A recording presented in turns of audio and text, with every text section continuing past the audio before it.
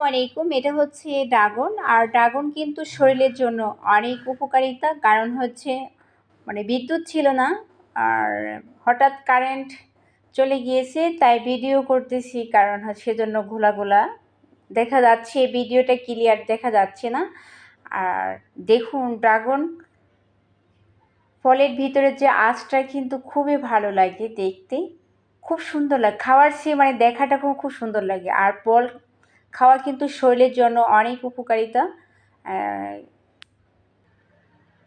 তৈলাক্ত খাবার না খেয়ে অল্প পরিমাণ হলেও ফল খাবেন, কারণ ফল শরীরের জন্য অনেক ভালো। আর দেখুন, কালারটা এতটাই সুন্দর। এই ড্রাগন ফল খেলেই কিন্তু গাল একেবারে লাল হয়ে যায়, ঠোঁট লাল হয়ে যায়।